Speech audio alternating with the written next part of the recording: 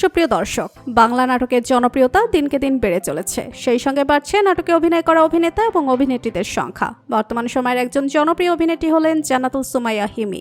আপনারা সবাই কম বেশি তাকে চিনে থাকলেও আপনারা কি জানেন ব্যক্তিগত জীবনে তিনি কাকে বিয়ে করেছেন? আজকের এই ভিডিওতে আমরা জান্নাতুল সুমাইয়া হিমির ব্যক্তিগত জীবন সম্পর্কে কিছু অজানা তথ্য জানব, তাই ভিডিওটি না টেনে শেষ পর্যন্ত দেখতে থাকুন।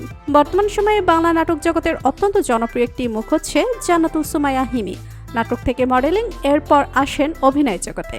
দিনে দিনে তার অসাধারণ অভিনয় দক্ষতার মাধ্যমে বাংলা নাটক ইন্ডাস্ট্রিতে নিজের জায়গা শক্ত করে নিয়েছেন তিনি। বর্তমানে তিনি একজন পুরো দস্তুর পেশাদার অভিনেত্রী। বর্তমান সময়ে যে কয়েকজন টেলিভিশন নাটকের অভিনেত্রী রয়েছেন তাদের মধ্যে সবচেয়ে বেশি ব্যস্ত সময় কাটাচ্ছেন হিমি। বাংলা নাটক জগতে হিমির আত্মপ্রকাশ ঘটেছিল 2018 সালে।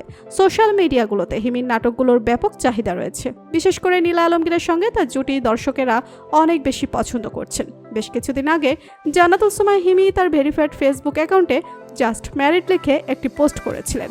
এই পোস্ট করার পর থেকেই তার ভক্তদের মনে কৌতূহল জাগে, তাহলে কি বিয়ের পিঁড়িতে বসতে যাচ্ছেন ছোট পর্দার জনপ্রিয় অভিনেত্রী? জান্নাতুল সুমাইয়া হিমির পোস্ট দেখার পর অনেকেই তাকে বিয়ের জন্য অভিনন্দন জানিয়েছেন। এরপর এই অভিনেত্রীকে সেই পোস্টের রহস্য উন্মোচন করতে হলো। গণমাধ্যমকে দেওয়া একটা সাক্ষাৎকারে হিমি বলেন, আমার বিয়ে ছবিটি পোস্ট করা হয়েছিল, সেটি মূলত একটি মুক্তি প্রতীক্ষিত নাটকের প্রচারণা মাত্র।